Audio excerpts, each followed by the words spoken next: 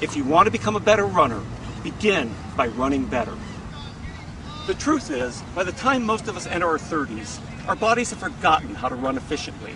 Either through atrophy or repetition of the same workouts over and over and over, we've stopped recruiting the full range of muscle fibers necessary for our best running form. Technique drills reactivate those muscle fibers, correct muscle imbalances, give us back our youthful stride, and help protect us from injury. Technique drills always begin with a proper warm-up. This includes at least 15 minutes of easy jogging and 4 to 5 strides. We don't do any static stretching, as that can decrease our power and even lead to injury. For the drills themselves, it's best to use racing flats or lightweight trainers. We want a light shoe that will flex with our foot. We'll start with a trio of skipping drills. Christian is demonstrating our first drill, schoolyard skipping, which is just what it sounds like, simple skipping. Stay nice and loose with a full arm swing.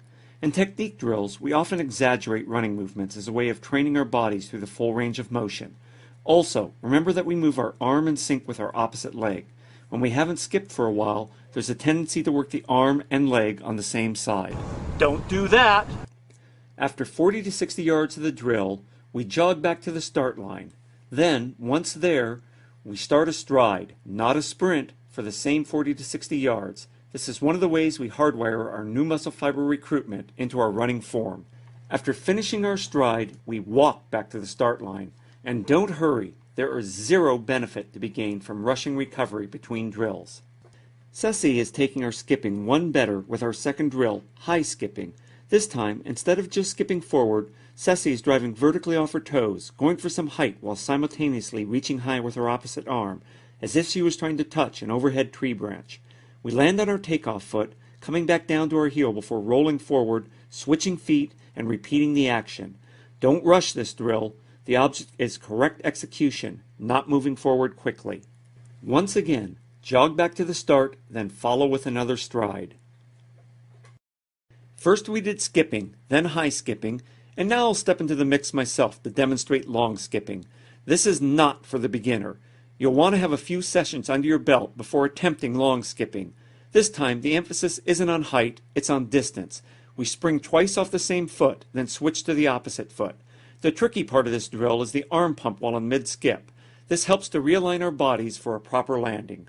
Our next trio of drills is aimed at improving our knee lift. We'll begin with flat-footed marching. For this drill, we march flat-footed, so don't come down on your toes or heels. Focus on working the quadriceps and hip flexors. Also, keep a nice upright posture. Imagine that you're a puppet on a string, with one string pulling your head straight up while 2 others work your knees. Arm motion tends to be a little more limited for this drill. Ceci is performing our fourth drill, high knees. This time, we stay on our toes, using a piston-like motion to rapidly lift our knees and then drive our toes back toward the turf. Our arm motion mimics our leg motion, and it's okay to lean back a little if that helps with your knee lift. One caution, don't be too overzealous with this drill. You don't want to lift your knees so high and hard that you tug on your lower back. Next up is bounding. In bounding, we're springing from one foot to the other. We're hopping with style. Drive off your foot, aim for the sky, and take off, like Superman or Michael Jordan on his way to a slam dunk. When you land on your opposite foot, you let your knee bend to absorb the impact, then instantly spring forward again. Okay, next up are 4 miscellaneous drills. Now, no rolling your eyes. I know these are a lot of drills, but we don't have to do all of them every single time out. For foot shuffles, we want to stay on the balls of our feet, then shuffle forward as quickly as we can. We skim over the turf, but move only inches at a time. Focus on keeping your upper body loose and try to keep knee lift to a minimum. This drill challenges your nervous system, and it works the peroneal muscles on the outside of your lower leg, aiding that last little kick you get off your toes with each stride. 20 to 30 yards is enough. As always, finish with a jog and a stride. This next drill is butt kicks, and they're pretty much what the name implies. The object is to stay on your toes, then just snap your foot up to kick your butt. Don't work this drill too hard, and don't worry if you can't quite reach your butt. Lots of us masters athletes can't.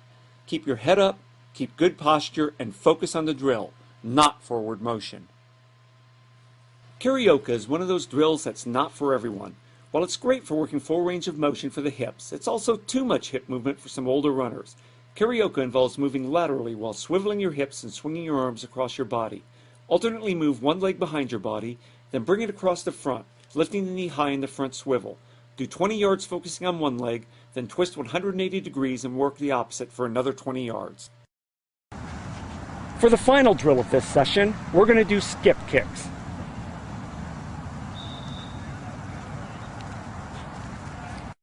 Skip kicks are not for masters runners with tight hamstrings. If your hammies are tight or you have lower back issues, don't do this drill. I like to call this the Rockettes drill.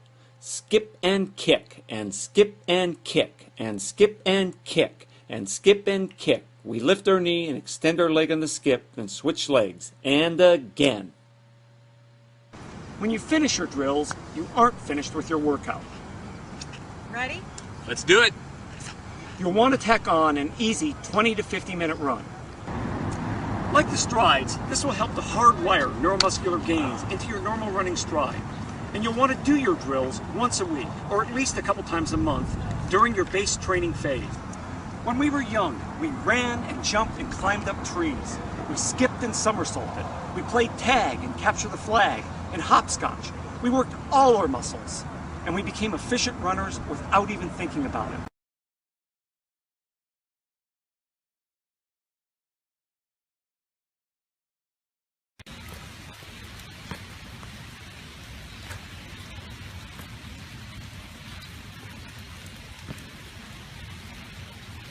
Keep body upright, Annie.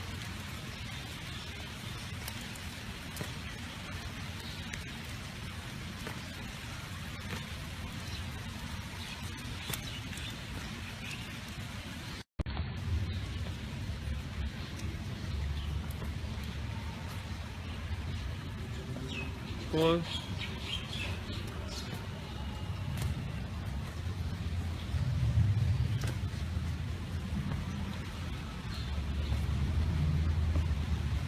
Keep body upright, stop.